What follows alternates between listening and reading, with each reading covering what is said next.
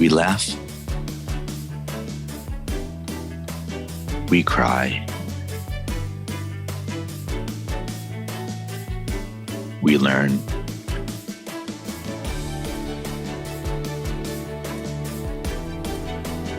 But really, what doesn't kill you makes you better at managing clients and everyone. I'm Morgan Friedman, and this is Client Horror Stories. Hello, everyone. Welcome to the latest episode of Client Horror Stories. Very excited to have Eric Robinson on with me today, and I'm also feeling apologetic because I wasted 11 minutes of his life tinkering with the new StreamYard settings to get it recording. Well, we're hoping not to waste anybody's time during this interview. Oh, yeah. If we're going to waste time, we may as well make it fun. So let's have some fun. Eric, you had a great story about your favorite client in a horror story when in our prep call, and I'm sure all our listeners are sitting on the edge of their seat to hear your story. I'm all ears. Well, the story is going to be unique, and I'll start with what a unique story it was even leading to this. So I spent about a dozen years in Christian ministry prior to joining the FBI. I left the pulpit of a Baptist church in 2002. The next Sunday, I was in Quantico, Virginia, having joined the FBI. And then by chance, the Sunday after that, I preached in the chapel in Quantico because they didn't have a chaplain. So I spent the past 24 years, just recently retired, investigating just about everything that the Bureau does, starting with drugs, gangs, white collar cases, crimes against children, national security, raising human intelligence, that type of thing. But the client story that I was proposing to bring to you was my very first case working national security or counterterrorism. I had worked about 15 years doing only criminal work in the FBI. And then one day my supervisor called me in his office and said, "We're moving you to counterterrorism." And it was apparent that this wasn't a discussion, this was just an announcement. And Right. I looked at him and said, "You've got a dozen people who know counterterrorism better than I do. Why would you put me there?" But he was a drunk and he had his reasons. So I moved on. I moved on to counterterrorism, and I likened it to when your girlfriend breaks up with you and you're super sad, and then you meet the love of your life. So working national security, I was put in on a squad with the best people I've met and worked with, and it was the most enjoyable time in my career. However, for years, whenever anything involving terrorism came up where we had to read emails or know certain things, I just deleted them because that's not what I Right. worked. So here I was, a senior agent, going to new agents and asking them, how do I get access to this program, FISAMS, and also what is it? I'm told I'm supposed to have this. So I'm starting out with very little understanding of how terrorism cases were made. Fortunately, my first counterterrorism case was a criminal case. We had Okay. we had three subjects who were already charged by a buddy of mine that I worked with, and they were charged with providing financial support to Anwar al-Awlaki, who was an Al-Qaeda spokesperson. He was a U.S. citizen, later drone strike by Barack Obama. He was Al-Qaeda's promoter, and funding him was illegal to do. It's illegal to give any type of material support to any terrorist Right. or terrorist organization. So those charges were already there. These guys were in jail, and one of the leaders of that group, it was a man named Yahya Farouk Muhammad. And one day we received word from an inmate that Yahya Farouk Muhammad had come to him and said, "I want to kill my judge." His presumption was if he got that judge out of the way, a different judge would take place and would be more lenient, would let him out of jail, and then he could go carry out these killings that he wanted to do. Wow. And you probably assume that this inmate that our terrorist confided in. Before we get to the inmate, I want to interrupt with one comment. Sure. I've done a lot of these client horror stories, heard a lot of these, experienced a lot, more than 100 now. And usually a horror story is like relationship breakdown, losing lots of money. Here it's not just terrorism, but it's like life or death murder. So like I can't even imagine being on your side. Usually you're stressed out, oh my God, will we lose millions of dollars for the client? But literally murdering judges and killing people, this is over the top. Well, and part of what Yahya Farooq Muhammad, we just called him YFM because it's a lot to say. It's a lot of syllables. So Yeah, why is more fun. Yahya is more fun. He had confided with the fellow inmate that he wanted to go to the Mall of America and have mass homicide. They had discussed putting explosives in bridge stanchions to blow up bridges.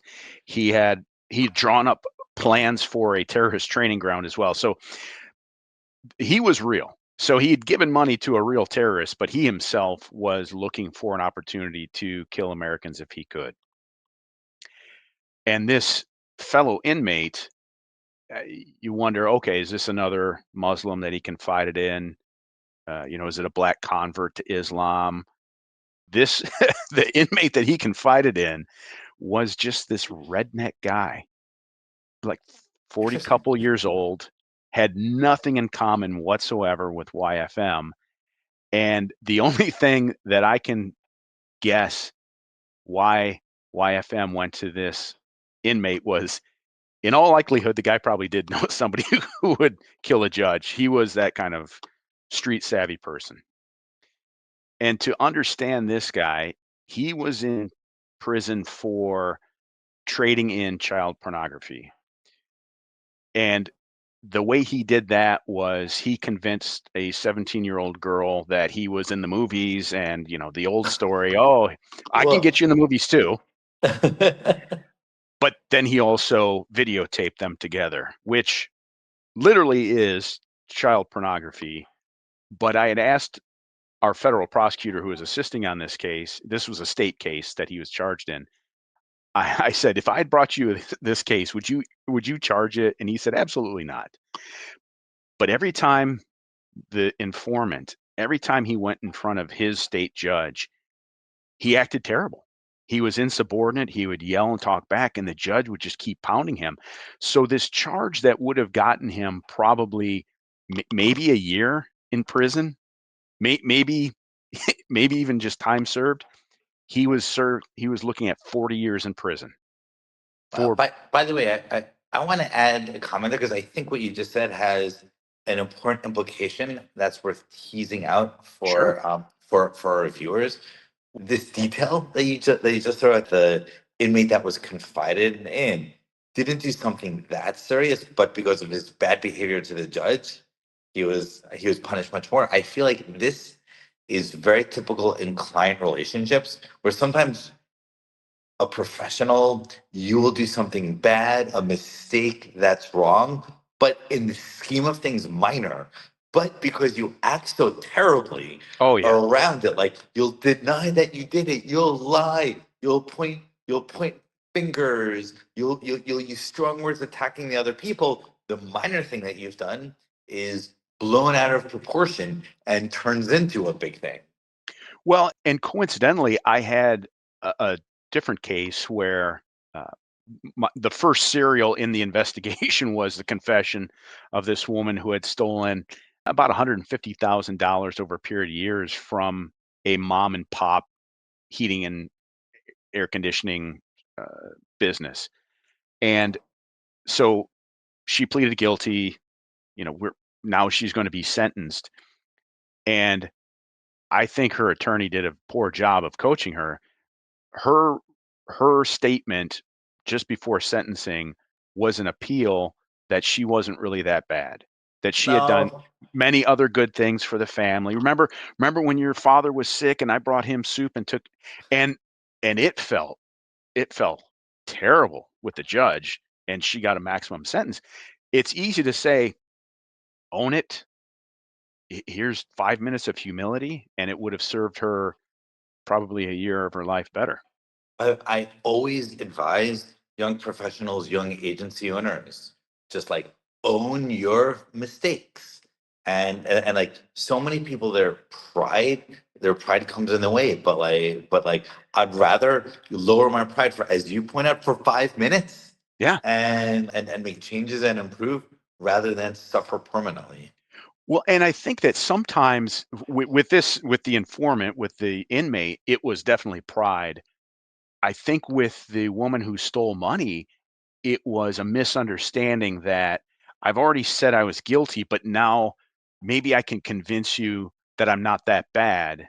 And at that point, now I'll get less. So it can be that combination of Right. not being willing to break yourself down and own your mistakes, and then also a foolish misreading of what people actually want. Bad strategy. Right. They just want to hear, "You're right. I made a mistake. I am sorry." I agree 100%. Now we can Yeah. get back to the original story. Back to the original story. So I've had informants who are prisoners before, and I know how difficult it is to get the allowances to place a recorder on them, send them in. You have to you can't do it that often because then it becomes looks suspicious. You have a ruse where you tell them, let people know you're talking to your attorney, whatever it might be. But it's a difficult thing to do. It's dangerous, and it oftentimes doesn't work. But we took this information, and I was not inclined to follow up on it because the last jailhouse informant I had was telling me stories that I wanted to believe that ultimately just weren't true. And I followed him and wasted months of time. And so Okay. now I had this gentleman telling me a story, and I thought, we already have charges. Why are we going to bother? But my buddy who had worked the case was fully invested, and he convinced me, let's go through with it. And at that point, I said, okay, if you're willing to. And we put the recorder on the inmate, sent him back in. And then this is what has to happen. He has to say to the man who wants to kill his judge, hey, remember how you were telling me you want to kill the judge? Talk about that again. And damn it, if he didn't talk about it again, he just like, yeah, let's do this. And he went through the entire plan of this is what I want to do. This is how we get it done. And we get the recording back, and wow, it's real, it's true.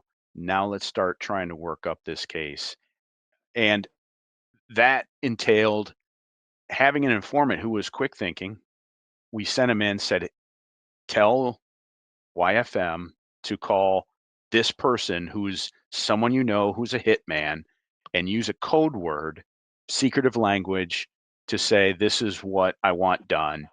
And there'll be $1,000 down payment, 10,000 total.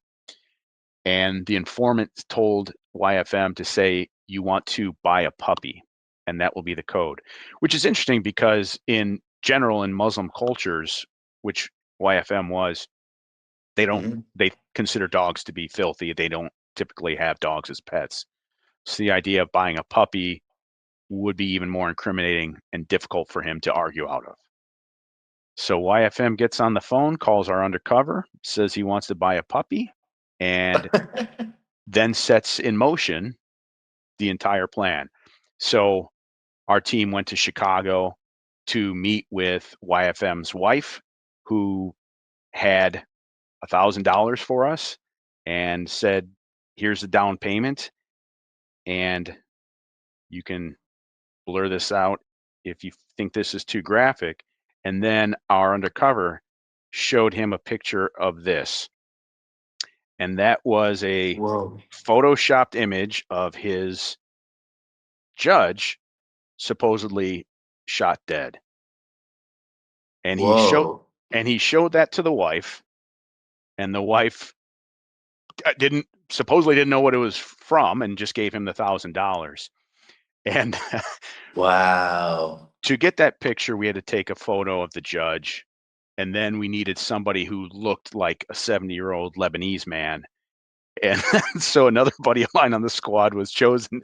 And I'd always rib him like, yeah, remember when we needed somebody who had the physique of a 70-year-old man, we picked you? And he said, yeah, that's true. And so from that point, now we had the overt act, which is payment to have someone killed. And that allowed us to then bring superseding charges on YFM for attempted murder, for hiring someone to kill his judge. And his two accomplices pleaded guilty. He ended up pleading guilty. He received 26 and a half years for laying out this plan, not only to support terrorist financing, but also to then have his judge killed.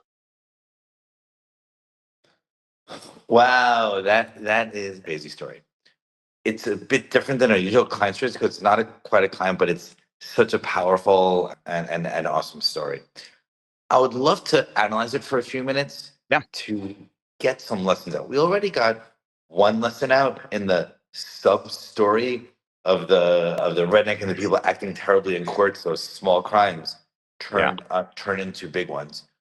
What other lessons would you get from this insane story that Well, you would pass on to young professionals? well, I'll hit that second, and I'll go back to follow up on the redneck. Yes. After he did an amazing job for us, he demanded that our federal prosecutor talk to the judge in his state case and have him let out completely. And we told him, yeah, we can't do that. Like maybe we can get 5 years, which is a lot, off of your sentence. And he just said, screw you, and walked away and got nothing. That was his stubbornness. He served the American people. Wow. He did a wonderful job, and he just walked away and said, I don't care then. Well, wait. To be clear, he did something good, and Yes. as a reward, he could have got, let's say, 5 years off of his sentence, but he chose not to get those 5 years, but to stay in jail for those 5 extra years. That was the stubbornness of him. That's what got him 40 years in the first place and kept him from having Wow. 35 years. I mean, that was the thread that ran through. And to be clear, we experienced a lot of that as well as we were working with him over the weeks. That, oh my gosh, I can see why the judge hated him. But that was common throughout. He was so hard to deal with, and he did a service to the American people, and then gave him the finger. Wow. By the way, just on that detail, there's so much to say. Yeah. I see stubbornness a lot, but I don't know if I've ever seen stubbornness at that level of people voluntarily willing to spend, let's say, 5 extra years in jail than they could have, just because they're stubborn. It, This is if he had a knife, he would have cut off his nose. there's a saying that I like that I remember that this makes me think of, which is some people would rather be happy and some people would rather be right, and you can only have one of those. Like, choose which one. And in my personal life family story, I grew up close to some family members who were in this category. They would rather be right and unhappy, and that really taught me growing up I would rather be be happy even if it means I'm wrong. And to me, this detail here that you share is such an incredible example of someone who is so insistent on being right that they'd Yep. be unhappy to the point of staying in jail for 5 more years. Well, in some ways, he was right in that he deserved more. He didn't deserve 40 years in prison. All of that was true, and he stood by that rather than take what he thought were crumbs. It wasn't worth it at all. And that's a little insight too into some of the informants that we work with sometimes. Right. And by the way, I think this is a great lesson for any professional in any industry that's watching this. Like, you can be right or you can be happy, but you only have one. And I usually give that advice talking about yourself. Hey, you're in this war now. Do you want to be right or do you want to be happy? Choose one. But this is interesting because it also forces you to apply that to the other people you're dealing with. Is this person I'm negotiating with, my boss, my client, is he the sort of person that would rather get results and doesn't mind being wrong? Or is it the sort of person that needs to be right, even if the results are worse? Yeah. To your question of what did I learn from that, my drunk boss, my former boss who had sent me to work national security, told me that, oh, they're moving you because they need somebody and you've got senior leadership ability, which I, as soon as I joined the squad, I let them know that I'm here to teach them, how to do things right, even though I didn't know anything. But part of that was I was there to share my experiences, Mm-hmm. to help out agents who are a little bit younger, to say, I've learned this, I've done that. And then when I worked with my buddy who had the original case, that's something that backfired, because my experience was there's little value in working with jailhouse informants. My experience told me this will get you burnt. It's a waste of time. We've got to win. Bird in the hand. Let's just stick with that and focus on some other cases. And that was the approach I brought. If that was solely my case, I'm going to say probably I would not have pursued it. I would Okay. not have gone through. And yet we had a younger agent who had not been burdened by wasting time in the past like I had, who was willing to take chances. And so I ended up learning, maybe getting a little fresh perspective from someone who had not done as much as me and hadn't been jaded by failures. That was something I picked up. I've always been open to learning. I've always been open to other people's perspective. And as I continued in my FBI career, I I saw more and more some of the younger agents come in who didn't have my knowledge, but man, they had the want to work. They had the excitement. They were willing to take chances that I had already spun my wheels on. But it's refreshing. If they're willing to take chances, I was willing then to engage with them and go So through with it. that's also another good lesson, that this whole initiative to like stop Yaya from killing a judge happened because of the enthusiasm of a younger agent. I think it's natural that time jades people. Time makes you jaded, fundamentally because to do anything successfully, you have to fail a lot. And even if you do have successes, failure after failure after failure just jades the human soul and makes you cynical and not optimistic. So it's maybe an extension of that lesson is it's important to realize when you yourself are being a bit too jaded or a bit too pessimistic, and that's the time to seek out and actively listen to younger people who haven't yet been through the jading cycle. Yeah. It literally was my experience that this is a waste of time. So I had experience in this. And yet I have had then younger, fresher agents who are willing to go. And at that point, for me, it was useful. If it was me alone, maybe not. But I can hitch my wagon to them. If they're willing to push, okay, you know, that'll get me over the hump to say, hey, look, if you're willing to take a shot, okay, let's do it together. I don't want to muddy your career and your outlook with my bad experiences. If you want to take a shot and learn from it, then okay, let's go do this. These are great lessons. Is there Well, anything else that you? and I've got one more photo for you.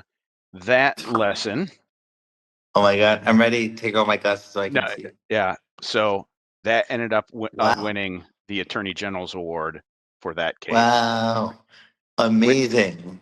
which I did about 6% of, and my buddy did the majority. But since my name was on the case, I got the Attorney General's award as well. So that was a highlight. My first national security case ended up with the highest honor that you get in the FBI. So that was fun. Wow, I didn't know that was the highest honor in the FBI, but No, Congrats. and make sure nobody should Google that and check and see if that's true. Just trust me, it definitely is. Sometimes the publicity, especially of honors, is different than reality. Often insiders know, wow, this is like the hard to get shit that outsiders, to outsiders, it's all the same. Yeah. Wow. Is there a final lesson from this incident that we can think of to share? Well, if I can take it from this and off base a little bit, I Please. worked human intelligence, which was the gathering, cultivating of informants over the years too. And I did that later in my career after having worked with informants. And Yes. that was, I'm working with people, and there's much to learn about approaching people, making a pitch to them. And the men and women I was pitching were not ones who I had a case over and say, look, you're working for us or you're going to prison. I was looking for well-positioned individuals who could give us intelligence. And they were going to do this because they were just good citizens. And so part of that pitch, there's an appeal just in itself to say, hey, do you want to see something exciting, work for the FBI, help the United States government in this Mhm. way? So there's an appeal to that, but these were men and women sticking their neck out for no good purpose otherwise. I've had people work with me for long periods through a lot of hardships, taking a lot of chances just because of loyalty. And so I found that over the years, I knew I'd be having to call upon these people to do, I'll just say, extraordinary things. They weren't necessarily deeply dangerous, but they could be. And I was asking them to trust me that I would not place them somewhere where they could get killed. I would protect them. I would protect their identity and their information. And in order to have that available for me in the future, I had to treat them well in the moment. So anyone who understands informants knows that they can be a headache. They're often very needy, demanding. I would get phone calls. I knew I'm going to have to ask him to do something that's out of his comfort zone in the future. So I'm going to take this call now. I'm going to treat them well. I knew that when the informants did something that was successful, I was going to tell them, look, Yes. your actions are being talked about by our management. They know your name, they know you're doing great things, and we all appreciate it. So, putting $1,000 in their pocket always helps, but they were motivated to work and to continue serving the American people because I was willing to put up with annoyances. That's a great attitude, a good lesson. When you're saying that, my mind was still rethinking the story you just told, and I just thought of two additional lessons from your original story that I think might be useful for our listeners. Let's The pursue them. first is you never really know what team someone is on. So like from the point of view of Yaya, you're like, oh wow, this other guy, we're screwed over by the government. We're in here together. Maybe he can help me. So he confided in him and trusted in him. But Yaya got in trouble and eventually got in jail because he made the mistake of not realizing, wait, am I sure this guy is on my team? How do I know this guy won't become an informant? So like the people you're working with, what team are they really on? And I think this is a subtle lesson, and especially as you get to the higher levels in corporations and your career, it's a powerful lesson. And by the way, I've experienced this point in powerful ways. I do digital marketing. I've run digital marketing for multiple presidential campaigns in Latin America, nothing to do with the U.S. So don't ask me. Don't blame American politics on me. But Don't like, blame them on me either. yeah, but like I know from my experience, dude, people paid me a lot of money to run these campaigns very successfully, but like, who is it that's really paying me? Like, maybe I'm being paid by the guy's donors, but maybe I'm being paid by someone who's being paid by someone who's being paid by someone who's being paid by whatever, some agency from some government in another country. Who knows? Like, it's really hard to know who's on what team. I've also been in many corporate situations where I really trusted someone and thought they were my friend, but it turns out, oh no, this other person got them this massive bonus in return for like a commitment to loyalty to tell everything to this other to the other person. So when I confided, oh my God, this other person is causing a disaster to this person, it went right back. It went right back to this person. I was so young, ignorant, naive, and I didn't know how politics worked. I didn't realize, oh wow, well, this guy is really on the other side. So I think that is a useful lesson to learn from Yaya's mistake from his eyes. Of course, from our eyes, it's good that he made that mistake because that's how we got him. Yeah, absolutely. We go through that vetting process over the years with informants too. We have, if they're working for us for a period of time, we're going to have to test them to see how accurate or how loyal they are. And it's a regular process. So there's the broad one, and then there's ones that just agents have to do. What is this person doing that really does benefit us? Is the information drying up? Are there things that I'm sensing that they're doing things that might harm future investigations as well? So it's people, and people are our most important source of information for the FBI, but also they're the ones who bring things down. Yep, great. I thought of another lesson from your story, which is the following. I'm fascinated by this dynamic of like Yaya trusting this like white trash sort of guy, and then ultimately Yaya was screwed over, although good for us. Good for us. From Yaya's eyes, it's interesting that he trusted so much someone who is so different and such a different culture, like Muslim terrorists versus like white trash American. And what I find interesting about that is ignore their particular groups, but like person who's from culture A, person who's from culture B. And something I found, like a lot of my career has been international. I'm from the US, and a lot of my career has been doing very interesting stuff in Argentina, Brazil, Central America, Chile, around Paraguay, around Latin America. And something I found is when I speak to people from my culture, which we get, let's say, New Yorkers, like New York Jews, like I know that type of New Yorkers so much I can read them like a book. It's kind of impossible for a New Yorker to deceive me or pull wool over my eyes because like I know the implications, I know the subtle word choices. I'm like, wait, your voice went up a little bit at the end of that phrase. Are you really doubting this? Like, because I just know that culture so well because I grew up in it.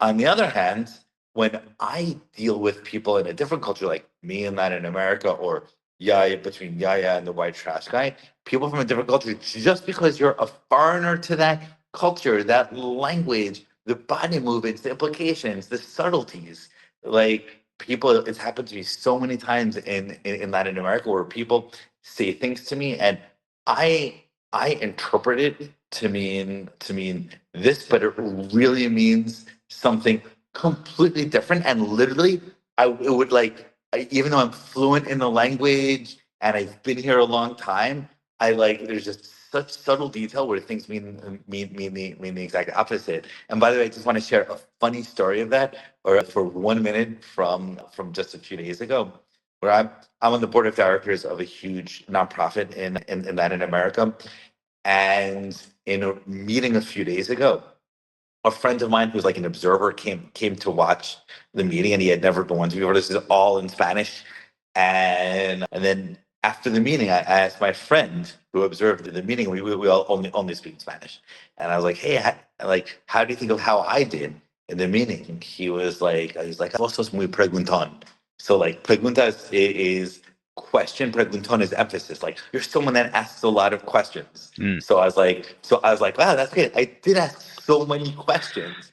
So I was like, wow, he realized it and he sees I'm trying to get to the bottom of things and figure it out. It was like total compliment. Well, turns out I asked my wife and my other friends, and it turns out in Argentine Spanish to call someone a pregunton, that's what I figured out the definition contextually, literally correctly. It's yes, someone asks a lot of questions, but it's only used with the implication of someone who's like stopping the action. Someone who wants things to not like wants to put roadblocks up. So they ask lots of questions in order so it doesn't happen. So like I in my naivety like thought like interpreted this thing that was said about me in a positive way when it was really went in a negative way. And I'm using this as an example of just of when two people from very different cultures and languages and backgrounds try to work together. It's just fundamentally hard to read them, and I think that was a mistake I made. I think this summary of that, the lesson here is, or the lesson in this detail is be very very careful when you work closely with people who are from cultures and backgrounds that you don't know as well as you know your own. Well, and in a sense, I've used that also when Interesting. when I have interrogated subjects. So post arrest, I don't think I'm stretching the culture differences too much, but I am very familiar with what's happening next. So this is a bad guy. Maybe he's been arrested before and knows a little bit, but I know fully he hasn't been arrested by the FBI before. And so when I Right. come, I have knowledge that they need. Much more. Yeah. And and and I present the situation to them as they need me as a guide. So Oh, interesting. so Interesting. when I arrest you and I say, "Hey, we're going to take you to prison," and that's all I say, you want to know what's going on. You want to know what you're facing. And so I use that when speaking with someone to say, "Look, we're arresting you today for these charges. If you'd like to know more about this, we need to have a back and forth discussion. I'll need you to waive your rights." And it's manipulative, yes, but also I'm very honest with them too, or I was when I worked this, to say at any point, if you want to stop answering questions, you can stop. But once they start going, Yeah. every human has a desire to understand what they're facing, what their situation is. And I am the one who knows this. I can They want to know how much do you know about me? I've had many countless bad guys say, "What's this about?" And there's some guys who ask, "What's this about?" because they want to know which crime is this for?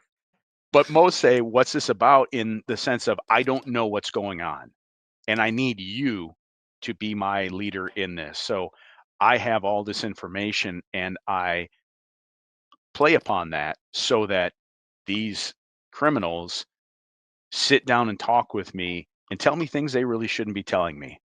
But the more they tell me, the more they understand where they sit, and their mind can't handle the not knowing. They have to have some type of control over their situation. And so I use that to my advantage. Wow. I love it. I love it.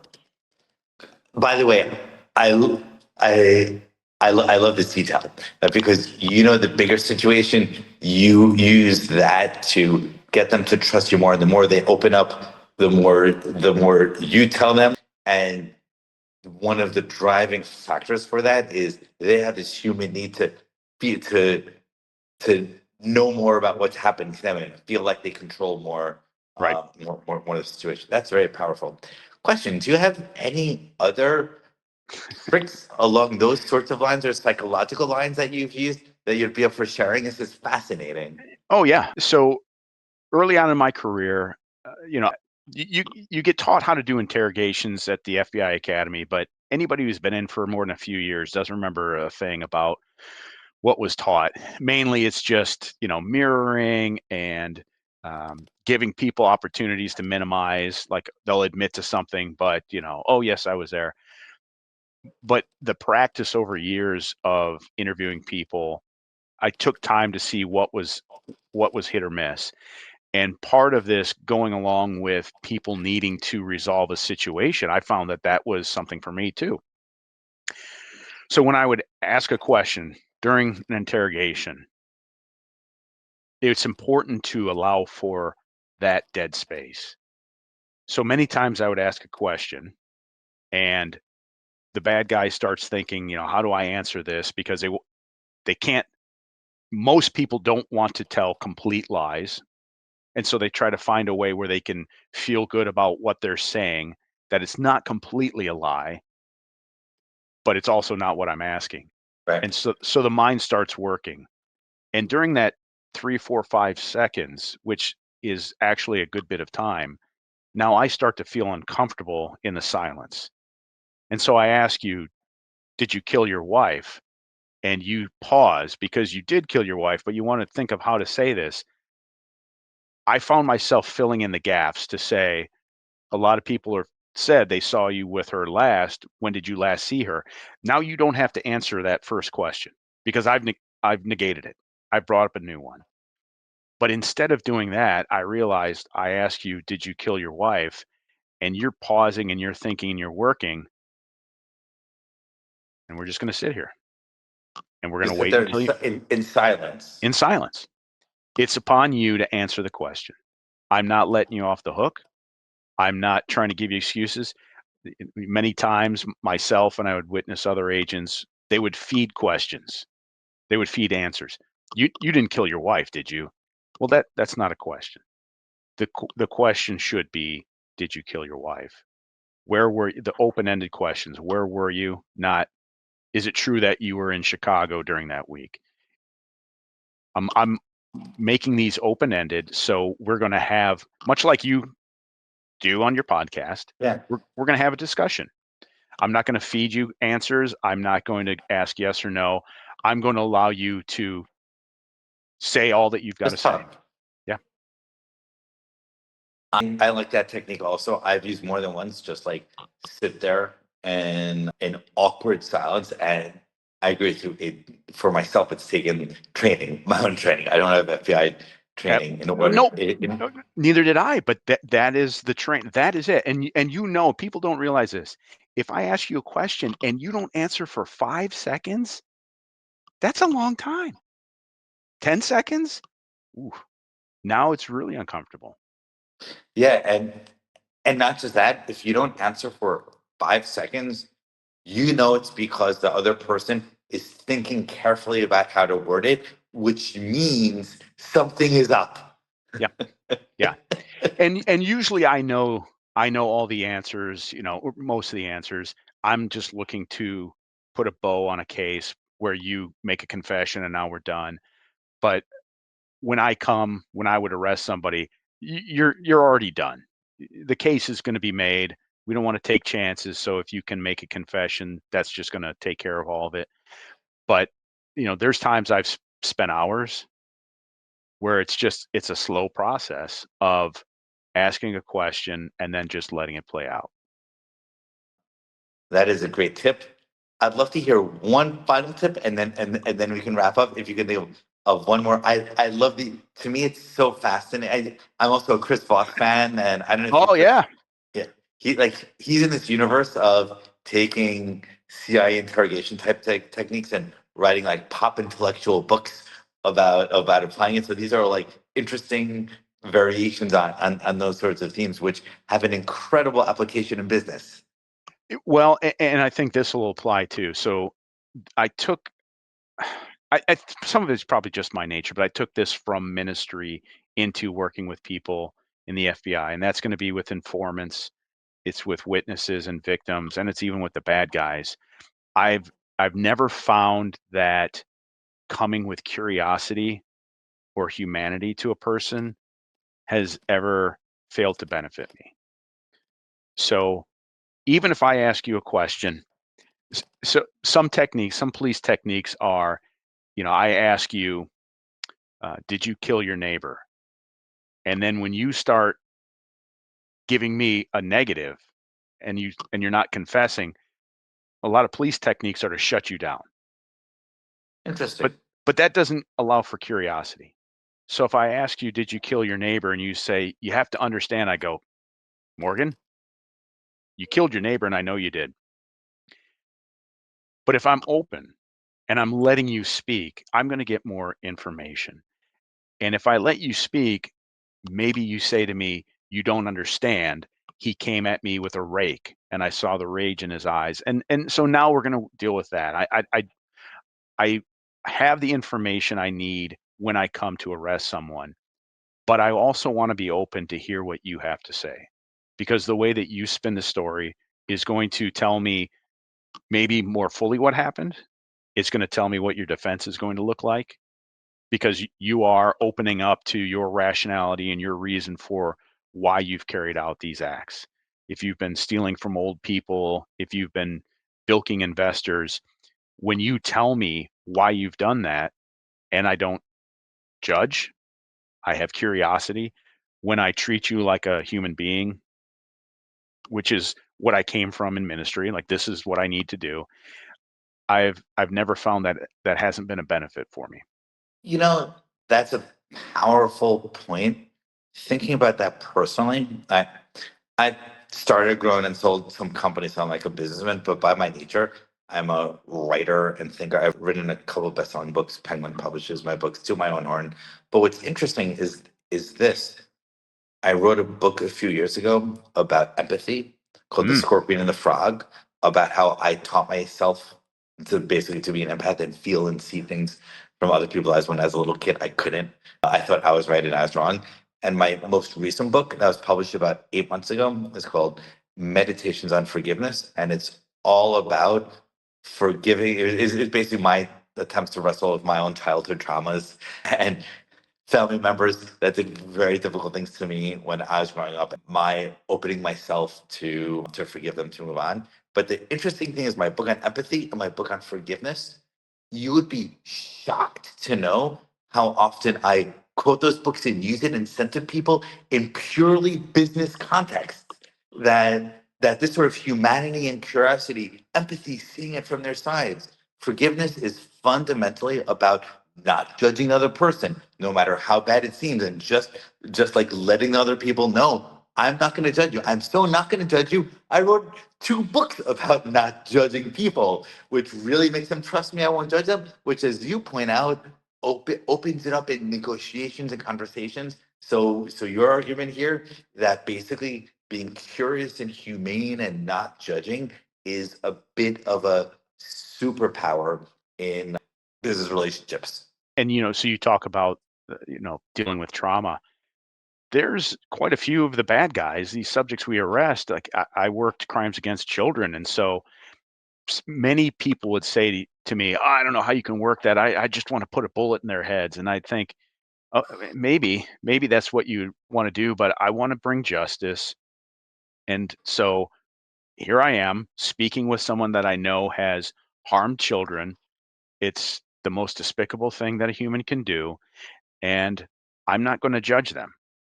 And largely it's because they're already judging themselves. They hate themselves. Some will argue with you, but they hate who they are. They're ashamed of it already. I don't have to bring that.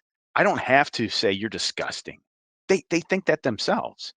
So rather than that, here comes the law, and I say, talk to me about the young man. And I had, fella, he tells me I loved him. Now, the way he showed his love to the boy was terrible, but if I stop him and say, "You didn't love him, that's disgusting." Okay, now we're done. But instead, I stay open and I say, "Well, how did you show that?" Well, he tells me how they would go on dates and he would take him to parks and things. He probably did, because of how he was injured as a child, think that was showing love. And then he also tells me how else he expressed his love for the young boy. And that is much more important than me getting my rage out and telling this guy how disgusting he is and how everyone hates him. He hates him more than anyone else does. Wow, that is a very powerful approach. And but by the way, what's interesting is like I'm Jewish, grew up Jewish. I know zero about Christianity, but for my book on forgiveness, I interviewed various pastors and had to learn about Christianity because as I literally knew zero about this Jesus guy other than this Jewish guy that Christians worship, but actually interviewing a whole bunch of pastors, I learned things that are obvious to you, but were not obvious to me about how central to Jesus' message was forgiveness. And has all these his lines like as he's being killed, he has this line, forgive them, they don't know what they're doing, something like that. That literally the people that are killing you. And I as a non-Christian found that moving and powerful. I think it's great that you're taking the lessons that you learned from the ministry and applying this in this very, very powerful way to give yourself superpower in your FBI career. It seemed to work for me, and as I said, I never walked away from treating people kindly. There, there's an idea in law enforcement where I need to control the situation. The way I control is I show you I'm in charge. I throw you up against the wall. I start yelling, and I feel like when I come to your house with a judge's signed warrant and I break down your door and I've got 15 guys with me and we're pointing rifles, I've already shown you. Yeah, I'm, even if I do it not in that way, I've put handcuffs on you. I've already shown you I'm in charge. I don't need right. to puff even further. Exactly. Eric, these have been fascinating lessons. I love it. I love it. Felt like I was talking to Chris Voss. This is amazing. I already have so much I can internalize and use myself. Thank you for your time. It's been great getting to know you and everyone who's been watching us and made it to the end. Thank you for staying then, and we hope that you enjoyed it and learned as much as we had. Until next time.